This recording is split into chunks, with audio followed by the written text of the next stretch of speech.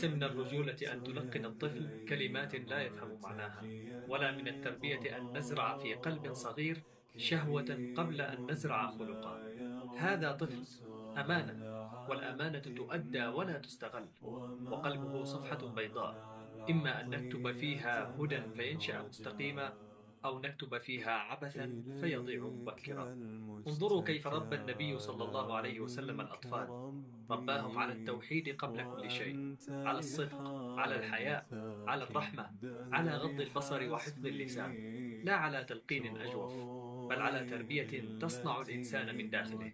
عندما أراد النبي صلى الله عليه وسلم تربية عبد الله بن عباس، قال له: يا غلام، إني أعلمك كلمات، احفظ الله يحفظك، احفظ الله تجده تجاهك، إذا سألت فاسأل الله، وإذا استعنت فاستعن بالله، إلى نهاية الحديث. فعلمه حفظ الله، لم يعلمه الشهوة، علمه الإيمان لا العبث. قلب الطفل لا يحتمل هذا الثقل، ومن يسرق طفولة ابنه اليوم سيبحث غدا عن إصلاح تأخر كثيرا.